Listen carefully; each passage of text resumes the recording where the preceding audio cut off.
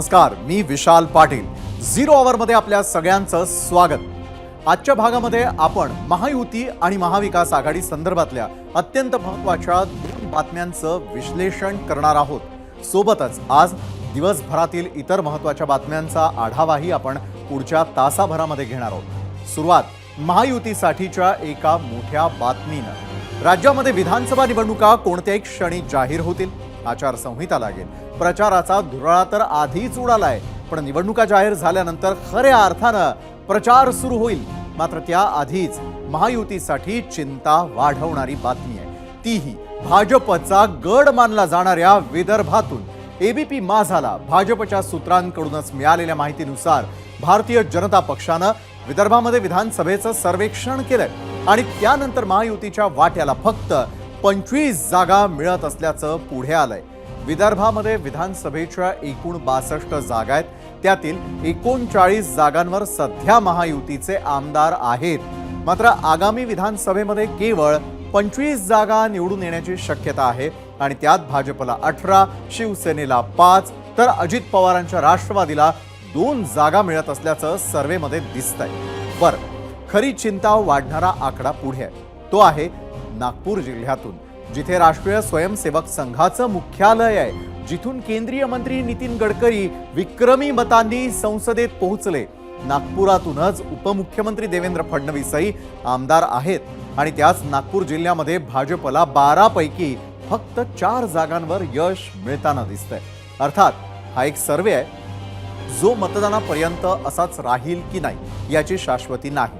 पण आज घडीला तरी हे आकडे महायुतीची चिंता वाढवणारे आहेत आणि त्यावरच होता आपला आजचा पहिला प्रश्न.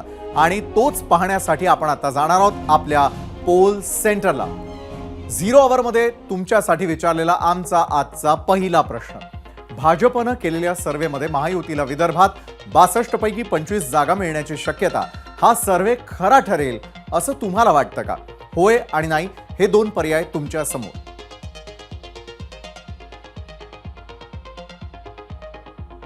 बरं, जसं मी अगदी सुरुवातीला म्हणालो की हा सर्वे भाजपनं केल्याची माहिती सूत्रांनी दिली आहे आणि त्यामुळे आम्ही सर्वेची सत्यता पडताळण्यासाठी भाजपचे प्रदेशाध्यक्ष चंद्रशेखर बावनकुळेंना आज गाठलं. अकोल्यामध्ये माध्यमांशी बोलत असताना बावनकुळेंनी या सर्वेवरती नेमकं काय उत्तर दिलेलं आहे ते आता पाहूया. जनतेचा सर्वे नाहीये हा सर्वे, मनाचं समाधान करून घेणारा आहे. तुम्हाला निवडणुकीच्या निकालांतर दिसेल की महाराष्ट्रात महायुतीचं सरकार मोठं बहुमत. बघा, दावा करणे चुकीचा आहे. मी दाव्याला मान्य करत नाही. अजून चांगलं काम करता येईल का महिन्याभरात? म्हणजे बता दिया पुरे बहुमत के साथ आ रहे. चंद्रशेखर बावनकुळेंनी विदर्भाचा हाच सर्वे पूर्णपणे नाकारला नाही आणि तो भाजपचाच होता असंही म्हटलं नाही. राजकीय कमेंट करण्यापेक्षा त्यांनी महायुतीत सत्तेत येणार आहे असा विश्वास बोलून दाखवला. मात्र सत्ताधाऱ्यांना घेरण्यासाठी जर आयतीच संधी मिळाली तर महाविकास आघाडीमधून प्रतिक्रिया आली नसती तरच नवल. ठाकरेंचे खासदार संजय राऊत आणि विधान परिषदेचे विरोधी पक्षनेते अंबादास दानवेंनी सर्वेवरून भाजपला टार्गेट केलंय. पाहूया. भाजपला फक्त 13 ते 12 जागाच मिळत आहे. हा त्यांचा सर्वे चुकीचा आहे. त्याने जो सर्वे केलेला आहे तो आकडा फुगवून सांगितलेला आहे असं मी म्हणतो आहे. बरं का, अगदी ओढून ताणून त्यांना 12 ते 13 जागाच विदर्भात मिळणार आहे आणि त्यांना सगळ्यात जास्त फटका नागपूर जिल्ह्यात मिळतो. देवेंद्र फडणवीस यांना आत्ताच दम लागला आहे त्यांच्या मतदारसंघात. फडणवीसांना निवडणूक सोपी नाही आणि संपूर्ण विदर्भ हा महाविकास आघाडीसाठी केकवॉक आहे. पण आम्ही मेहनत करू, जास्त मेहनत करावी लागेल. आम्हाला मोठं यश विदर्भात मिळतं आहे. महायुतीला फक्त 25 जागा विदर्भात दाखवल्यात आणि 4 फक्त भाजपला दाखवल्यात. काय वाटतं तुम्हाला? महायुती संपूर्ण महाराष्ट्रात पराभूत होणार आहे, फक्त विदर्भात नाही, संपूर्ण महाराष्ट्रात. या पुण्यामध्ये सुद्धा पराभूत होणार. महायुती संपूर्ण महाराष्ट्रात पराभूत होणार आहे, फक्त विदर्भात नाही, संपूर्ण महाराष्ट्रात. या पुण्यामध्ये सुद्धा पराभूत होणार. ठाकरेंच्या शिवसेनेप्रमाणेच काँग्रेसनंही आता सर्व्हेवरून भाजपवरती निशाणा साधला। आज गोंदियामध्ये आमदार गोपाळ अग्रवाल यांची घर वापसी झाली। 2019 साली भाजपमध्ये गेलेले मूळचे काँग्रेसी नेते गोपाळ अग्रवाल आज पुन्हा एकदा काँग्रेसमध्ये सामील झाले। त्यावेळी काँग्रेसचे महाराष्ट्र प्रभारी रमेश चेन्नीथला, प्रदेशाध्यक्ष नाना पटोलेंपासून विदर्भ काँग्रेसचे सगळेच बडे नेते उपस्थित होते। त्याच पक्षप्रवेशाआधी काँग्रेस नेत्यांनी भाजपच्या सर्व्हेवरती तोंडसूक घेतलं। पाहूयात। विदर्भ में कुछ भी नहीं मिलने जाने हैं बीजेपी को। विदर्भ कांग्रेस का गढ़ है, अब महाविकास आघाड़ी का गढ़ है। हम सारे सीटों में विजय प्राप्त होगा। विदर्भात भाजपचा सुपडा साफ आहे, हे तय झालेलं आहे। आणि ज्या काही खोट्या आश्वासन देऊन बीजेपी सत्तेत आलेली होती, लोकांना आता ते कळलं की भाजपच हा महाराष्ट्र विरोधी आहे, महाराष्ट्र द्रोही आहे। छत्रपती शिवाजी महाराजांच्या प्रतिमेमध्येही कमिशन खाणारं हे भाजप हे आता लोकांच्या लक्षात आलेलं आहे आणि म्हणून त्यांना तेवढ्याही जागा मिळणार नाही, त्याच्यापेक्षा कमी जागा विदर्भात त्यांना मिळतील। महाविकास आघाडीनं तोंडसूक घेतलेलं असलं तरी देखील महायुतीमधील मित्र पक्षांनी मात्र सर्व्हेच्या सत्यतेवरच प्रश्न उपस्थित करत विजय महायुतीचाच होईल असा विश्वास व्यक्त केलेला आहे। वेगळे वेगळे येतात सर्वे, आज एक येतो, उद्या एक येतो, सकाळी एक येतो, दुपारी एक येतो, सर्वे वेगवेगळे येत असतात। मी आपल्याला दगडूशेठ गणरायाच्या दारात सांगतोय की महायुती महाराष्ट्रामध्ये बहुमतापेक्षा कितीतरी पुढचा आकडा गाठून पुन्हा सत्तेमध्ये येईल। धन्यवाद। मुख्यमंत्री कोण होईल? मला विचाराल शंभूराज देसाई म्हणून, तर आमचे नेते माननीय एकनाथजी शिंदे साहेब मुख्यमंत्री व्हावेत, मी गणरायाला साकडं घातले। तर राजकीय प्रतिक्रिया पाहिल्यानंतर भाजपच्या सर्वेक्षणावरती महाराष्ट्रानं काय प्रतिक्रिया दिलेल्या आहेत त्या पाहूयात आणि त्या पाहण्यासाठी आपण आता जाणार आहोत आपल्या मीडिया सेंटरला। जाणून घेऊयात एकंदरीतच आम्ही विचारलेल्या प्रश्नावरती तुम्ही कशा प्रकारे व्यक्त झालेला आहात। आजचा प्रश्न पुन्हा एकदा, भाजपनं केलेल्या सर्व्हेमध्ये महायुतीला विदर्भात 62 पैकी 25 जागा मिळण्याची शक्यता, हा सर्व्हे खरा ठरेल असं तुम्हाला वाटतं का? होय आणि नाही हे दोन पर्याय तुमच्या समोर होते। त्यानंतर यूट्यूबवरती तानाजी डुमरे लिहितात, महायुतीच्या जागा 25 पेक्षाही कमी होणार, विदर्भात महायुतीचा सुपडा साफ होणार। तर सुनील बोडके म्हणतात, वेळच सांगेल की कुणाच्या किती जागा निवडून येतील।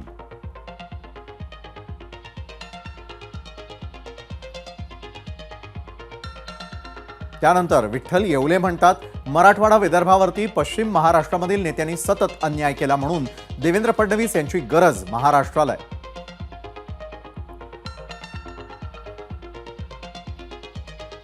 भावना ठाकूर लिहितात, मला वाटतं महायुतीला विदर्भात 62 पैकी 42 जागांवरती विजय मिळेल।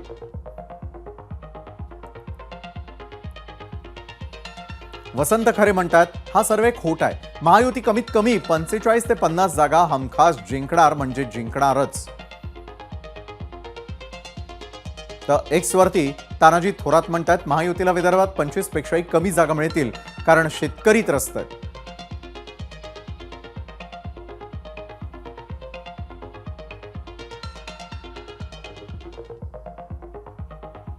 शंतनू गौतम म्हणतात, सध्याच्या राजकारणाला मतदार कंटाळलाय। आज जसा सर्वे आला तसे अनेक सर्वे येतील आणि जातील, पण मूळ प्रश्न आहे तसाच राहणार आहे, शेवटी सगळं मतदार ठरवणार। तर फेसबुकवरती राहुल नागवे पाटील म्हणतात, आरक्षणाच्या विषयामध्ये भाजप काय हालचाली करतं यावर पुढचा निकाल अवलंबून आहे। तर इंस्टाग्रामवरती उज्ज्वल कुमार भारतीय लिहितात, भाजपवरील मतदारांच्या रोषामुळे महायुतीला विदर्भात खूप फटका बसणार आहे।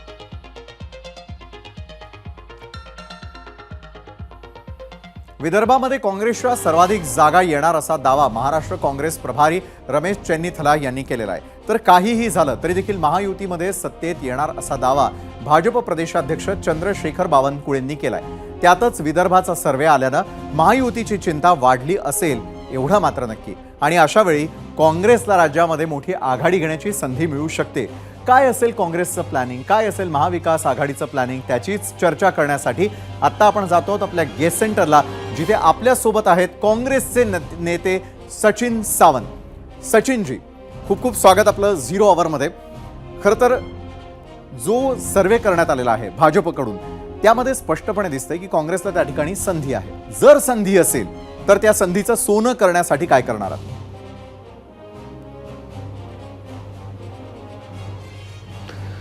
नाही, निश्चितपणे म्हणजे आमचे प्रयत्न तर सुरूच आहेत. कारण ज्या पद्धतीचं राजकारण गेल्या 2-2.5 वर्षामध्ये झालं ते महाराष्ट्राच्या एकंदर जी प्रतिमा आहे त्याला कलंक लावणारं होतं. हा समज जो आमचाच नाही तो जनतेचा देखील आहे. ज्या पद्धतीनं सुरतपासून गुवाहाटीपर्यंतचा प्रवास झाला तो काही जनतेला आवडला नव्हता.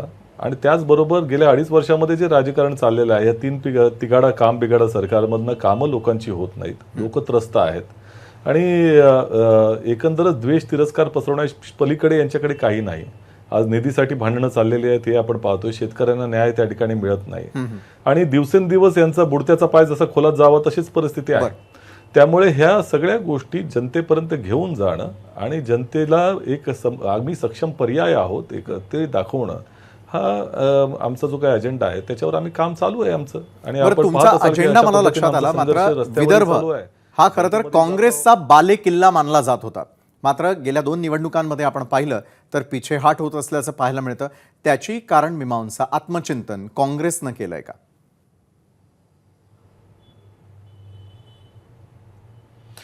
बहुसंख्याक वादाचं जे काही राजकारण भारतीय जनता पक्षाने देशात आणलं त्याचा परिपाक म्हणून या 2 निवडणुकांमध्ये निश्चितपणे त्यांना यश मिळालेलं आहे.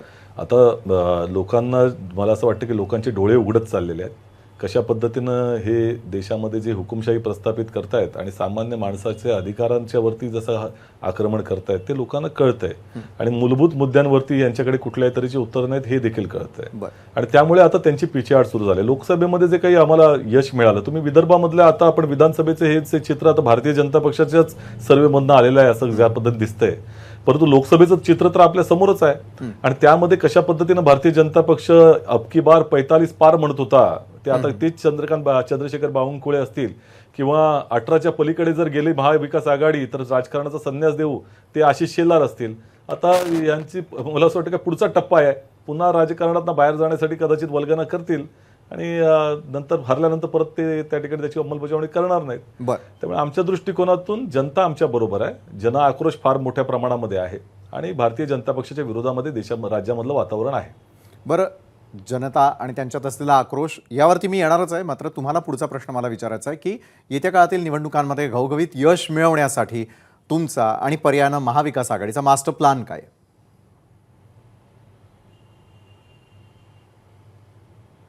नाही, तर प्लान हा काही मीडियामध्ये मांडण्याचा नसतो. परंतु निश्चितपणे पहिली गोष्ट अशी की एकत्रितपणे येऊन निवडणुका लढणं. आमच्यामध्ये तुम्ही पाहत असाल की महायुतीमध्ये जशी महाकुस्ती चालू आहे, सीटा वाटपांवरनं असेल किंवा एकमेकांच्या नेत्यांना कशा पद्धतीनं दूषणं देण्याचं काम असेल, आपण हे सगळं जो काही सिनेमा आहे तो जनता पाहते आहे. परंतु तशा पद्धतीचं वातावरण आमच्याकडे नाही. आणि पवारसाहेब असतील किंवा उद्धवजी असतील किंवा आमच्याकडे की कुठल्याही तऱ्हेचं एकमेकांच्या बद्दलचं असं काही जी स्पर्धा असते ती नाही आहे. त्यामुळे एकत्रितपणे एकत्र येऊन लोकशाही वाचवण्यासाठी भारतीय जनता पक्ष आणि यांचा महायुतीचा पराभव करणं आवश्यक आहे हे सगळ्यांच्या मनामध्ये आहे आणि त्या दृष्टिकोनातून एकत्रितपणे प्रयत्न आमचे सुरू आहेत. बरं, महाविकास आघाडीमध्ये स्पर्धा नाही असं जरी तुम्ही म्हणत असलात तरी देखील ज्यावेळेला जाहीरनामा प्रसिद्ध करण्याची वेळ येते त्यावेळेला ती उद्धवजींना दाखवावा लागतो, त्याच्यानंतर तो आपल्या इतर मित्र पक्षांना दाखवावा लागतो. मग सगळं काही आलबेले असं समजायचं महाविकास आघाडी? ह्याचाच अर्थ असा आहे की आमच्यामध्ये स्पर्धा नाही म्हणून तर दाखवतो आम्ही. कुठल्याही तऱ्हेची लपवा छपवीचं काम नाही आहे. एकमेकांच्या सल्ल्यानं एकमेकांचं मार्गदर्शन घेऊन आणि एकत्रितपणे आम्ही त्या ठिकाणी निवडणुका लढतो. हेच त्याचं द्योतक आहे. मला असं वाटतं की एकंदरच महाराष्ट्रामध्ये आम्हाला एक सक्षम पर्याय द्यायचा आहे. 2020 पासून जे 2-2.5 वर्ष जे सत्ता आम्ही राबवली अत्यंत कठीण कालावधीमध्ये, कोरोनाच्या कालावधीमध्ये महाराष्ट्र संकट काळात जात असताना एक चांगलं नेतृत्व दिलं गेलं आणि मला असं वाटतं की त्यावेळेचं जे सरकार होतं ते सगळ्यात जास्त अनुभवी सरकार होतं, सगळ्यात जास्त पारंगत असलेलं, जनतेचे प्रश्न कसे सोडवायचे माहिती असलेलं सरकार होतं. त्याच पद्धतीचं सरकार यावेळेला येईल अशा तऱ्हेचं चित्र आम्ही दर्शवतोय लोकांना. बरं, एकवाक्यता असल्याचं आपण म्हणता, सगळं काही आलबेल असल्याचं तुम्ही म्हणता. मात्र मग मुख्यमंत्री पदावरनं म्हणा किंवा महाविकास आघाडीचा चेहरा कोण, हा प्रश्नही अनुत्तरितच आहे. नाना पटोलेंचं नावही पुढे येताना दिसतं, उद्धवजींचंही नाव समोर येताना दिसतं. मग खरं प्रतिनिधित्व कोण करणार?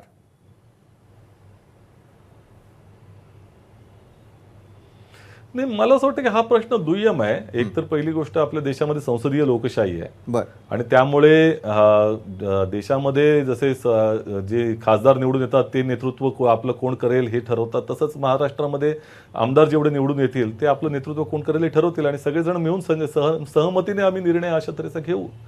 त्यामुळे तशा पद्धतीचा काही वाद आहे असं काही चित्र नाही. कोणीही झालं मुख्यमंत्री तरी तो महाविकास आघाडीचा मुख्यमंत्री असेल ही प्राथमिकता आमच्या दृष्टिकोनातून आहे. बरं, याचं उत्तर काळच ठरवेल. विदर्भच नव्हे तर संपूर्ण राज्यभरामध्ये महायुतीनं आपल्या स्टार प्रचारकांचे चेहरे समोर आणल्याचं दिसतं. विदर्भाचा जर आपण विचार केला तर त्यामध्ये नितीनजी गडकरी असतील, देवेंद्रजी फडणवीस असतील, या दोघांची देखील नावं समोर येताना दिसतात. मात्र तरी देखील मराठवाड्यात नाही तर विदर्भामध्ये थेटपणे कसा काय फटका बसू शकतो? म्हणजे ज्या प्रकारचा सर्वे त्यांनी केलेला आहे त्या संदर्भातला विचार त्यांनी करायला हवा का? हे दोन चेहरे असतानाही मग तिकडची जनता त्यांच्या बाजूनं का नसावी?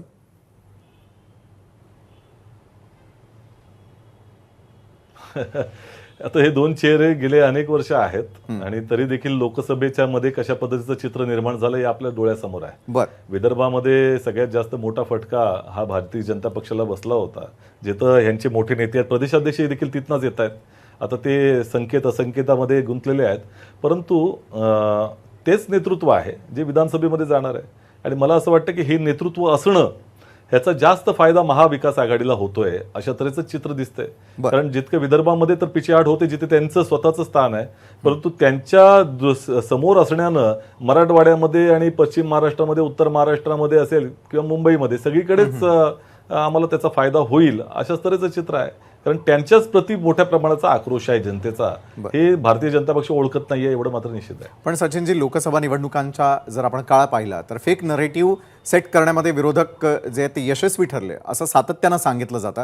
मात्र राहुल गांधींचा परदेश दौरा, त्या ठिकाणी त्यांनी आरक्षण आणि इतर महत्त्वाच्या विषयांवरती केलेली थेटपणे विधानं आणि तिथे असलेल्या काही नेते मंडळींची घेतलेल्या भेटी गाठी, अनेकच गोष्टी चर्चेच्या ठरलेल्या आहेत. आयतं कोलीत दिलं तुम्ही सत्ताधाऱ्यांच्या हातात. नाही, मला आश्चर्य वाटतं. म्हणजे माध्यमांनी देखील अशा तऱ्हेची चर्चा करू नये. कारण भारतीय जनता पक्ष आणि बुद्धीचा संबंध नसावा किंवा बुद्धी ही कुटिलतेनेच चालवली पाहिजे अशा तऱ्हेचा समज भारतीय जनता पक्षाचा असावा, म्हणूनच अशा तऱ्हेचं चित्र रंगवलं जात आहे. कारण आरक्षणाच्या बद्दल राहुल गांधीजी काय म्हणाले? पहिली गोष्ट अशी की संविधानामध्ये न्याय, समता, बंधुता ही जी तत्व लिहिलेली आहेत ती आपल्याला अजूनही त्या ठिकाणी अचीव करायची आहेत, ती त्या ठिकाणी मिळवायची आहेत, त्यासाठी प्रयत्न करायचे आहेत आणि तो हजारो वर्षाचा प्रवास आहे. या देशामध्ये मनुवाद संपलेला आहे अशा तऱ्हेचं चित्र नाही.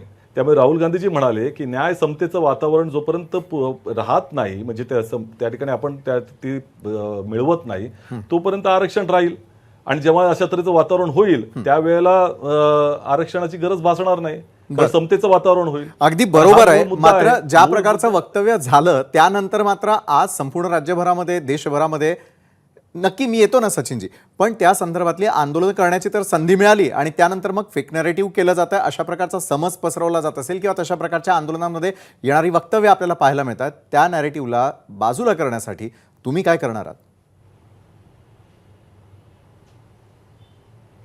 नाही, सत्य कसं झाकता येईल? तुम्ही तोडमरोड त्या ठिकाणी तोडून मोडून विधानं दाखवायची. मोहन भागवतांच्या विधानावरती तुम्ही का त्या ठिकाणी आंदोलन करत नाही आहात? आणि दुसरी गोष्ट, राहुल गांधीजींनीच 50% आरक्षण मर्यादा त्या ओलांडली पाहिजे ही जी मागणी केली, ही भूमिका व्यक्त केली, त्याबद्दल गप्प का आहेत, पळ का काढते भारतीय जनता पक्ष? मनुवादी संघ आहे, ह्याच्यात दुसऱ्या तऱ्हेचे कुठल्याही तऱ्हेचा प्रश्न उद्भवत नाही आणि त्यांनी जातीवादाचा पोषक अशा पद्धतीचं वातावरण देशात केलेलंच आहे. त्यामुळे आरक्षणाचा विरोध खरं मूलतः संघाने केलेला आहे, आजवर त्यांचा विरोध राहिलेला आहे. त्यामुळे ते लोकांना कळत नाही असं नाही. राहुल गांधीजींनी म्हटलं ते समतेचं वातावरण जोपर्यंत होत नाही तोपर्यंत आरक्षण राहील, त्या भूमिकेशी आम्ही त्या ठिकाणी ठाम आहोत. देशामध्ये समतेचं वातावरण नाही, राहुल गांधी स्वतःच म्हणतायत ना, आणि ती सत्य परिस्थिती आहे. बरं, विदर्भामधील एकूण 62 ज्या जागा आहेत त्यापैकी किती जागांवरती महाविकास आघाडीला यश मिळेल असं तुम्हाला आता वाटतं? मला असं वाटतं की महाराष्ट्रामध्ये या वेळेला 200च्या आसपास जागा ह्या महाविकास आघाडीला मिळणार आहेत आणि विदर्भ हा भारतीय जनता पक्षाचं जे तुम्ही स्वतः सांगितलं की तिथे नेते असताना तिथे जर अशा पद्धतीचं त्यांचा सर्वे सांगतोय, आमच्या दृष्टिकोनातून 62 पैकी 50 जागांपर्यंत आम्ही पोहोचू असं चित्र आम्हाला दिसतंय एकंदर. कारण लोकसभेपेक्षाही अधिक चांगलं यश आम्हाला त्यावेळेला मिळेल, कारण यावेळेला त्यांच्या दृष्टिकोनातून राष्ट्रीय अजेंडा देखील नसणार आहे. महाराष्ट्रामध्ये ज्या पद्धतीचं सरकार त्यांनी दिलेलं आहे, लोक त्याचा तिरस्कार करतायत एवढं नक्की आहे. नक्कीच सचिनजी, धन्यवाद. 0 अवरमध्ये आपण आलात आणि या महत्त्वाच्या मुद्द्यांवरती आमच्याबरोबर चर्चा केली, त्यासाठी खूप खूप धन्यवाद. तर सर्वेच्या बातम्यांनी चिंता वाढली असली तरी देखील भाजप प्रदेशाध्यक्ष चंद्रशेखर बावनकुळेंनी महायुतीच्या कार्यकर्त्यांसाठी समाधानकारक बातमी दिली आणि ती म्हणजे महायुतीमधील 75% जागा वाटपावरती चर्चा पूर्ण झाली आहे आणि महायुतीतील सगळ्या पक्षांचं एकमत झाल्याचा दावा भाजप प्रदेशाध्यक्ष चंद्रशेखर बावनकुळेंनी केलाय. ज्याचा उमेदवार चांगला त्याला जागा असं सूत्र आहे. कोणताच पक्ष कोणत्या जागेसाठी आग्रह धरणार नसल्याचं देखील ते म्हणाले. जवळपास 70% 75%च्या जागेवर आमचं एकमतही झालं आहे. थोडं काही ठिकाणी आहे त्याचं 10-15% ते सुटून जाईल 1-2 दिवसामध्ये. काही शिवसेना भाजपच्या समोर आहे, काही ठिकाणी एनसीपी भाजपच्या समोर आहे, काही तिघही आहोत असे त्या ठिकाणी काही दावे प्रतिदावे आहे. पण आग्रह नाही, आग्रह नसल्यामुळं युती सोपी आहे. आणि आता बातमी आहे भाजपच्या आंदोलनासंदर्भातली. अगदी 2 दिवसांपूर्वी अमेरिका दौऱ्यावरती असताना राहुल गांधींनी भारतामधील आरक्षण व्यवस्थेवरती एक वक्तव्य केलं आणि त्याच वक्तव्यावरून गेल्या 2 दिवसांपासून राजकीय वादळ चाललेलंच आहे. मात्र आज राज्यभरामध्ये राहुल गांधींविरोधात भाजपनं आंदोलनं केली. मुंबईमधल्या घाटकोपरमध्ये राहुल गांधींविरोधात भाजप नेत्यांनी आंदोलन केलं. घाटकोपरमधील रमाबाई नगर इथल्या डॉक्टर बाबासाहेब आंबेडकर पुतळ्याजवळ भाजपच्या कार्यकर्त्यांनी राहुल गांधींविरोधात घोषणाबाजी केली. तर तिकडे छत्रपती संभाजीनगरमध्ये राहुल गांधींविरोधात भाजपनं आंदोलन केलं. मंत्री अतुल सावे यांच्या नेतृत्वात आंदोलन करण्यात आलं. तसंच या आंदोलनाला अनेक कार्यकर्ते आणि पदाधिकारी उपस्थित होते. तर तिकडे अमरावतीमध्ये राहुल गांधींच्या पोस्टरला जोडे मारत राहुल गांधींच्या वक्तव्याचा निषेध करण्यात आला. तसंच नाशिकमध्येही आज भाजपच्या वतीनं राहुल गांधींविरोधात निषेध आंदोलन करण्यात आलं. अकोल्यातही राहुल गांधींविरोधात आंदोलन करण्यात आलेलं आहे. मुंबई येथे रमाबाई आंबेडकर घाटकोपर येथील भागामध्ये निषेधाचं एक आंदोलन केलेलं आहे. काँग्रेसचे नेते राहुल गांधी स्पष्टता करत नाहीत आणि संविधानाचा त्यांनी जो अवमान केला आणि त्यांनी आरक्षण रद्द करण्याची जी भाषा बोलली, त्या आरक्षण ज्यांना आज मिळालेलं आहे त्या वंचितांच्या बद्दल क्षमाप्राप्ती मागत नाहीत तोपर्यंत हे आमचं आंदोलन चालू राहणार आहे. या बाबतीत त्यांनी खुलासा केला पाहिजे आणि त्यांच्या मित्रपक्षांनी देखील या बाबतीत त्यांची भूमिका राहुल गांधींशी सहमत आहे का याबद्दल स्पष्ट असा खुलासा केला पाहिजे. आणि आता बातमी आहे महाराष्ट्रामध्ये सुरू होणाऱ्या 2 आंदोलनांची. मराठा आंदोलक मनोज जरांगे पाटील यांनी पुन्हा एकदा उपोषणाची घोषणा केलेली आहे. ते 17 सप्टेंबर पासून उपोषणाला बसणार आहेत. मराठवाडा मुक्ती दिनाचं औचित्य साधत मनोज जरांगे पुन्हा एकदा आमरण उपोषण सुरू करतायत आणि त्याच पार्श्वभूमीवर आता ओबीसी नेते आणि उपोषणकर्ते लक्ष्मण हाके यांनी देखील उपोषणाची घोषणा केली आहे. इतकंच नाही तर आमदार पाडण्याची जी भाषा मराठा आंदोलक मनोज जरांगेंनी अनेक भाषणांमधून केली आहे त्यावर ओबीसी नेते लक्ष्मण हाकेंनीही आक्रमक उत्तर दिलेलं आहे आणि त्यामुळे आता पुन्हा एकदा मराठा विरुद्ध ओबीसी असा संघर्ष सुरू होण्याची शक्यता आहे. पाहूयात. राजकीय पक्षाचे लोक आपल्यात फूट पाडायला लागले. या राज्यात प्रचंड संख्येनं सरकारी आंदोलन उभं राहायला लागले. पण मराठ्यांना आरक्षण न मिळू देण्यासाठी अनेक आंदोलन सरकारनं उभा केले. प्रत्येक जण उठतोय सुटतोय आणि जरांगेला पाठिंबा मागायला जातोय. आम्ही यादी बनवली जरांगेकडे कोण कोण पाठिंबा मागायला गेले, जरांगेंना कुणी कुणी पैसा पुरवला याची यादी आहे आमच्याकडं. त्यामुळे ओबीसी आम्ही निश्चित पाडायचं कोणाला याची आमच्याकडे यादी आहे. किती आमदाराची यादी? खूप यादी आहे. आता जवळजवळ मराठवाड्यातल्या 7 जिल्ह्यामधल्या 20 ते 25 आमदार हे परत विधानसभेच्या सभागृहात जाणार नाहीत मराठवाड्यातले. त्यामुळं निवडणुका ह्या पक्षीय पातळीवर होणार नाहीत, तर त्या ओबीसी वर्सेस मराठा असं रूप 2024च्या विधानसभा निवडणुकीत दिसेल. आणि आता पुन्हा एकदा वळूयात आपल्या पहिल्या प्रश्नाकडे, जो होता भाजपच्या विदर्भाच्या सर्व्हेवरती आणि त्यावर मराठी मतदारांनी नेमका काय कौल दिलाय तो पाहण्यासाठी आपण जातो आहोत आपल्या पोल सेंटरला. पाठोपाठ एक्सवर एकूण मतं 250. या 250 मतांची आपण तुलना केली तर हो म्हणतायत 46%, 54% म्हणतायत नाही. त्यानंतर इंस्टाग्राम एकूण मतं मिळालेली आहेत 750. या 750 मतांपैकी नाही म्हणतायत केवळ 37%, होय म्हणतायत 63%. त्यानंतर फेसबुकवरती आपल्याला 350 मतं प्राप्त झालेली आहेत. या 350 मतांपैकी होय म्हणतायत 42%, 58% म्हणतायत नाही.